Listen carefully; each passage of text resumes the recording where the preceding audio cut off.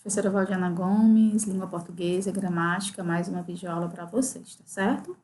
Como de costume, antes de irmos para propriamente, na indicação da nossa agenda, a gente faz a nossa acolhida. Essa acolhida hoje vem com eu lírico mais pensado, mais trabalhado, e eu trago para vocês, né, para alegrar o dia de vocês, a resolução de atividade de vocês, uma poesia, tá certo? Essa poesia, né, ela foi escolhida por mim, mas não foi escrita por mim, é da Rosiane Alves, tá certo? E ela diz assim, né, poesia, luz que reluz o ser. Gostaria que você ouvisse com bastante carinho, uma poesia nunca é demais, sempre vai bem aos nossos corações. Poesia, luz que reluz o ser, fonte inesgotável de paz, que na alma jaz, tem o poder de parar o tempo. Não está sujeita ao vento, não é fugaz. Gratidão, luz, a luz do bem, a luz do amor, a luz da mansidão. Tranquilidade da segurança, faz nascer a esperança. Descoberta da sensatez. Poesia, a luz que acende ao ser. Né? Rosiane Alves, uma poesia para alegrar os dias das nossas vidas, tá certo? Matar um pouco essa saudade da nossa acolhida, tá bom? Feito isso, né, vamos para a indicação da nossa agenda. Não deixe de fazer sua agenda, como eu tenho orientado em toda a videoaula. E depois desse momento de acolhida, nós vamos para a correção da página 172 a 175, aí da sua gramática. Porém, a gente começa lá na 171 com o texto, né, que diz para escrever com clareza e precisão, ambiguidade, tá bom? Ambiguidade, né, é um conteúdo importante que você vai usar tanto para evitar na sua fala como na escrita, certo? Os cidadãos mais humildes veem seus direitos desrespeitados nas mínimas coisas, seja pela incompetência dos serviços públicos que não os reconhecem, seja pelo descaso de empresas e bancos privados que os discriminam por terem baixo poder aquisitivo. O texto não apresenta clareza de ideias, porque o emprego inadequado do pronome oblíquo os gera ambiguidade indesejada. O pronome os, em seu primeiro emprego, pode se referir a dois elementos expressos anteriormente. Quais são eles? Fica claro, né? Tanto ele pode se referir a direitos como a cidadãos. Pelas ideias gerais do texto, a qual dos elementos do pronome os se refere? Refere-se a direitos, isto é, os serviços públicos não reconhecem os direitos dos cidadãos mais humildes. Bom, o pronome os, na segunda situação em que está empregado, também pode se referir a dois elementos expressos anteriormente. Quais são eles? Direitos e cidadãos. Bom? Direitos e cidadãos. Pelas ideias gerais do texto, a qual dos elementos do pronome os se refere nessa situação? Refere-se a cidadãos, isto é, empresas e bancos privados discriminam os cidadãos pelo fato de estes terem baixo poder aquisitivo. Deu para entender? Refere-se a cidadãos, isto é, empresas e bancos privados discriminam os cidadãos pelo fato de estes terem baixo poder aquisitivo. Dê uma nova redação ao texto, de modo que as ideias que o locutor pretende transmitir fiquem claras e precisas, sem ambiguidade, né? Sem um sentido duplo. Né? Aí você pode ter feito o seu, né? Não precisa apagar se ele estiver fazendo sentido, se você tiver eliminado a ambiguidade, não precisa estar igual o meu, não, tá bom? Mas eu vou dar aqui uma sugestão para quem teve alguma dificuldade de fazer. Com calma, né? Que você vai escrever, ouvindo. Então, vamos lá. Os cidadãos mais humildes, veem seus direitos desrespeitados nas mínimas coisas, seja pela incompetência dos serviços públicos, que não reconhecem esses direitos, seja pelo descaso de empresas e bancos privados, que discriminam o mais pobre por terem baixo poder aquisitivo. Né? Diferentemente da linguagem oral, que além das palavras, conta com recursos como gesto, expressão corporal e facial, a repetição, a entonação, enfim, para ajudar a tornar preciso o sentido de um enunciado. A linguagem escrita dispõe, para isso, apenas das palavras. Por isso, se queremos clareza e precisão nos textos que produzimos, precisamos estar atentos para empregar as palavras adequadamente, evitando ambiguidades que não sejam intencionais. Tá? É a primeira questão aí da página 172. Uma das causas mais comuns de ambiguidade é o emprego de um termo numa posição que não é a mais adequada na frase. Veja essa manchete de jornal. Código defenderá clientes de banco. Quais são os dois sentidos possíveis dessa manchete? Pode-se entender que o código defenderá os clientes contra os bancos ou que o código defenderá os clientes de banco de perigos, uma fraude, por exemplo. Que redação pode ser dada ao enunciado de modo que ele tenha um único sentido? Se a defesa for contra os bancos, você pode colocar código protege cliente contra bancos. Se a defesa for contra perigos, você pode colocar código protege clientes de bancos contra perigos. Aí lê essas duas manchetes. Ambulante vende clandestino no centro. Palmeiras só empatou com Bahia pelo Brasileiro. Hoje em dia, Belo Horizonte, 2001, 196 a fonte, né? Folha de São Paulo, 11/2 de 1996. Vamos lá, o que é a questão pede? Identifique a ambiguidade de cada uma delas. Né? Então, você vai ler, né? Vai reler e você vai procurar essa ambiguidade. Olha aí. Primeira manchete, com muita calma. Ambulante vende produtos clandestinamente no centro. Ou clandestino é vendido no centro por ambulante. Né? Segunda manchete. Jogando contra a Bahia pelo Brasileiro, o Palmeiras só empatou, ou o único campeonato em que o Palmeiras empatou com o Bahia foi o Brasileiro. Então, a questão abre para essa possibilidade. O que realmente quer ser dito? O que realmente quer ser explicado, explorado, né? Aí agora, no item B, ele pede para que você dê uma nova redação, para que você desfaça essa dúvida causada lá no item A. Olha aí. De modo a evitar a ambiguidade. Dê uma nova redação aos enunciados, de modo a evitar a ambiguidade. Ó, primeira manchete. Ambulante vende produtos clandestinos no centro. Ou então, clandestino é vendido no centro por ambulante. Você pode, né, fazer uma das duas orações. Segunda manchete. Palmeiras não vai além do empate contra o Bahia no Brasileiro. É uma opção. Só no Brasileiro, Palmeiras empatou com o Bahia. Segunda opção de frase. Né? Lê essa tira de Fernando Gonçalves. Banana na praia. Passou filtro solar? Não. Eu também não. Agora vamos descascar. Na tira, as personagens estão na praia, onde é recomendável o uso de filtro solar. O que acontece quando se toma sol sem usar filtro solar? A pessoa pode se queimar muito, a ponto de a pele descascar. No último quadrinho, descascar tem duplo sentido. Quais são os sentidos? Aí você vai entender, né? Descascar a pele, como consequência de não ter usado o filtro solar, e literalmente, verdadeiramente, no caso da banana, tirar a casca, né? Que não foi feito aí. Uma causa muito comum de ambiguidade é o emprego inadequado de pronomes possessivos. Imagine a seguinte situação. Olha aí. Rodrigo e Bruno conversam ao telefone. Em certo momento, Bruno diz: encontrei o Marcos e ele me disse que estava voltando da casa da sua irmã. Quais são os possíveis sentidos da frase dita por Bruno? Olha aí. Primeiro, Marcos voltava da casa da irmã de Rodrigo ou Marcos voltava da casa da irmã dele? Então, tem que ser feito.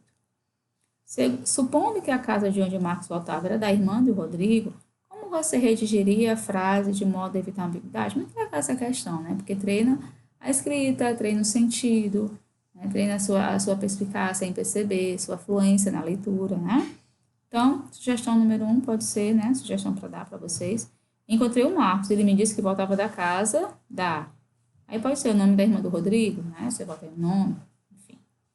Que redação você daria a frase para ficar claro que a irmã era de Marcos? Aí você pode colocar: encontrei Marcos e ele me disse que estava voltando da casa da irmã dele. Né? Então, essa palavrinha aí, ela já nos possibilita essa análise, certo? Aí, a gente tem a conjunção 2. Antes de irmos para a indicação da atividade e fazer toda essa análise com vocês, vamos aqui só relembrar, né? A ambiguidade, né, como você viu, ela pode ser entendida como a possibilidade de uma palavra ou um grupo de palavras possuírem mais de um significado. E pode, dessa forma, ser compreendida de diversas maneiras por um receptor, por quem está ouvindo. Menino vê incêndio do prédio, macaco esquecido no porta-malas é motivo de confusão. Observe-se que as sentenças acima admitem mais de um significado. No exemplo A, podemos ter as seguintes interpretações: o menino viu o incêndio de algo do prédio onde estava, ou o menino viu o prédio ser incendiado. Né? O menino vê incêndio do prédio. Já no exemplo B, podemos inferir que o substantivo macaco pode ser um aparelho mecânico utilizado para levantar pesos grandes ou um animal primata. Então, oitavo ano, nessas sentenças, analisamos que a ambiguidade não ocorre da mesma forma. Em A, o contexto dá a ideia de duplo sentido. Em B, o fator que determina o significado ambíguo é o substantivo macaco. Então, você preste atenção a isso quando você estiver lendo. Você procura os termos e se relaciona para que você possa chegar à sua análise. A ambiguidade é o fenômeno que pode ser gerado em virtude de diversos fatores. Observemos agora algumas classificações atribuídas a ela. Olha aí, ó, os tipos de ambiguidade, né? Pode ser lexical, ocorre quando uma palavra admite pelo menos uma dupla interpretação num dado contexto, tá certo? É importante que você entenda isso, sendo que a mesma pode ser gerada por dois tipos de fenômeno, a homonímia e a polissemia. Como é que vai ser a homonímia, professora? Quando constitui ambiguidade lexical, as palavras homófonas, isto é, que apresentam a mesma grafia e sentido diferente, tá certo? Já homógrafa é o mesmo som, com grafia e sentidos diferentes, certo? E as homófonas, né? Olha aí. Os ministros devem aterrar a qualquer momento, aterrar, causar, né? Aí tem aterrar, aproximar-se do solo. E tem a ambiguidade sintática, quando apresenta problemas de ordem sintática, quanto às funções que cada termo exerce nas orações. Na ambiguidade sintática, há duplo sentido, né? Não em relação ao significado das palavras, mas em relação à função dos termos que acompanham estas palavras, tá certo? E a polissemia, né, que constitui na ambiguidade lexical as palavras polissêmicas, ou seja, que possuem mais de um sentido. A rede foi cortada ontem à noite, rede igual rede de deitar, rede elétrica, rede de computadores, né, mais de um sentido, como foi dito. Eu li a notícia sobre a greve na faculdade. Como é que a gente pode interpretar essa sentença de duas formas, né? Eu li a notícia estando na faculdade ou a greve acontece na própria faculdade. Nota-se que a ambiguidade da sentença não é determinada pelo duplo sentido das palavras, mas pela funcionalidade dos termos. Olha aí, ó, vendo o pôr do sol. Quanto quer pelo pôr do sol? Vendo o pôr do sol. Não está à venda. Eu estou vendo o pôr do sol.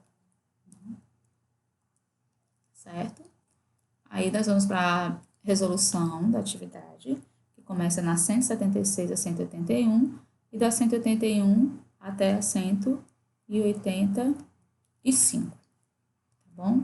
Então, a gente vai fazer aí a retomada, né, da nossa agenda, para que você acompanhe comigo, tá certo? E que você possa entender um pouco. Essa primeira parte, como são duas indicações de atividade, a gente vai conceituando junto, tá bom? Comigo aí na página 176. Olha aí. Na página 176, a gente tem a conjunção 2, dando continuidade, né, ao conteúdo da aula 10. Olha aí, as conjunções subordinativas. Que lindo! Olha como os vizinhos decoraram a casa com luzinhas de Natal. Nós podíamos fazer o mesmo, não? Gaturro, tenho tarefa para você. Sim, sim, sim. Pronto, já pedi a ele que reparta as luzes por toda a casa. Ei, só uma coisinha, você avisou que era do lado de fora? Nick Gaturro, Algrande, edição Buenos Aires, capítulo 2006, página 66, tradução dos autores. Aí vamos aí na página 177. Gaturro não compreendeu bem a tarefa de que foi encarregado. Veja o comentário do homem no penúltimo quadrinho e conclua. O gato foi bem orientado para a realização da tarefa?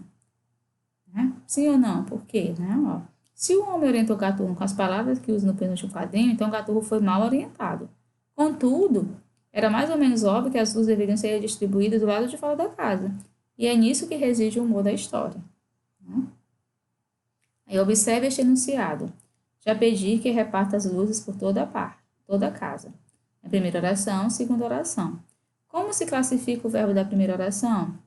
Como a oração transita, como sozinho ela não teria sentido, como o verbo ele pede, ele precisa de um complemento, então a gente vai ter um verbo transitivo direto, porque quem pede, pede alguma coisa a alguém. Portanto, que função sintática a segunda oração desempenha? De objeto direto ou de objeto indireto? De objeto direto, né? Certo? Que a gente não tem a preposição. Indique a palavra que introduz a segunda oração, o que, né? Fácil, fácil. Considere agora este enunciado.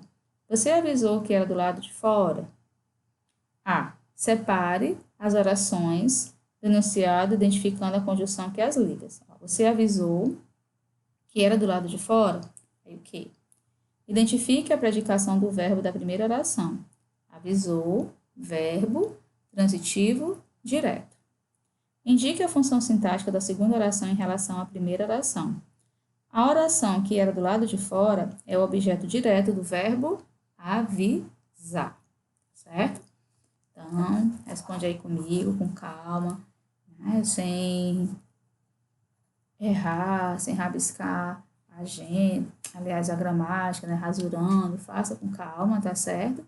Para que você possa ter uma boa orientação. Aí nós vamos aí agora para a explicação da 178, na sequência, né? Olha aí. As conjunções subordinativas, oitavo ano, elas ligam duas orações, certo? Uma principal e outra subordinada. Então, a principal ela vai ter uma informação importante e a subordinada ela vai depender da principal para poder fazer sentido, né? De modo que a subordinada completa, olha aí, sintaticamente a principal. Observe. Já pedi que reparta as luzes por toda a casa. Aí o que, né? A gente vai ter essa conjunção, tá certo? Oração principal, oração subordinada. As conjunções subordinativas compreendem dois grupos, tá bom? As integrantes e as adverbiais, certo? Então, você vai aí analisar que ela vai compreender, né? Vai fazer parte de dois grupos. As integrantes são as conjunções que e se, quando introduzem orações que funcionam como sujeito, objeto direto, objeto indireto, predicativo, complemento nominal ou aposto da oração principal, certo? Olha aí você faz a análise, né? As adverbiais, elas iniciam orações que exprimem a circunstância adverbial, ela vai ter o próprio valor, a própria menção do advérbio, tá certo? E ela vai se relacionar sempre com a oração principal. A oração principal ela vai existir, porque ela vai dar, de lá vai sair toda a explicação, todo o contexto, né, toda a orientação para que você entenda a oração subordinada. As conjunções subordinativas, adverbiais, elas têm uma classificação, tá certo?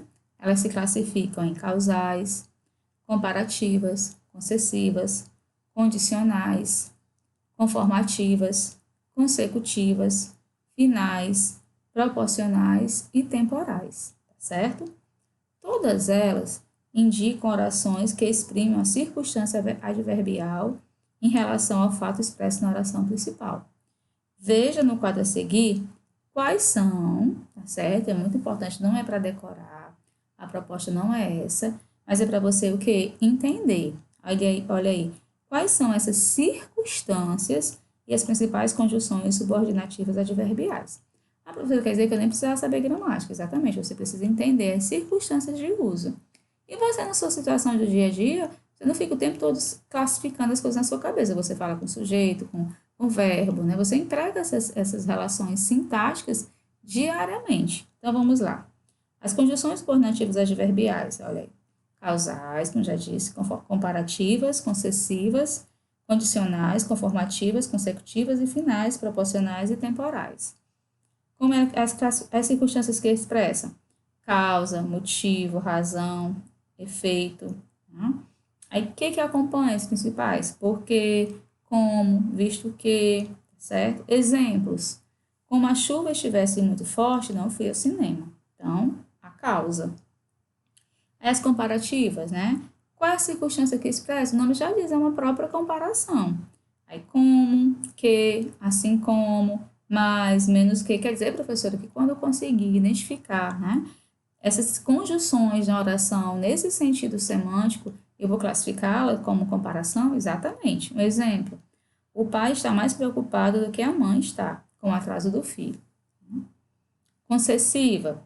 Qual é a circunstância que expressa? A própria concessão, né, das coisas. Embora, ainda que, se bem que, mesmo que não haja sol, iremos à praia. Condicional. A condição. Se, caso, contanto que, desde que, a menos que. Um exemplo. Se você precisar de ajuda, telefone para mim. Conformativa, né? A conformidade. Conforme, como, segundo. As férias, tudo ocorreu como havíamos previsto, certo? Consecutivas, ela vai ter o quê? Circunstâncias que expressam o quê? A própria circunstância, né? Aliás, consequência. Como, por exemplo, tal, tão, tanto, que, de modo que. Chorou tanto que ficou com os olhos inchados. As finais de finalidade, para que, a fim de que, né? Aí, exemplo, abrimos as janelas para que entrasse um pouco de ar na casa. Proporcionais, proporção. A proporção que, à medida que. À medida que envelhece, a prata fica mais bonita. E as temporais, né? Como já diz, tempo. Quando, antes que, depois que, logo que. Tá certo? Enquanto as crianças brincavam, eu fiz um bolo para o chocolate. Então, pessoal, na verdade, né, eu estou fazendo essa leitura dessa tabela, mas ela não é para ser decorada, ela é para ser consultada, tá certo? Para você resolver as questões seguintes, que é da 179, né, até a 185, você por várias vezes você pode usar, você pode consultar, tá certo? Essa tabela, tá bom? Você consulta, analisa, tira alguma dúvida e resolve as questões. Um abraço carinhoso, até a nossa próxima videoaula.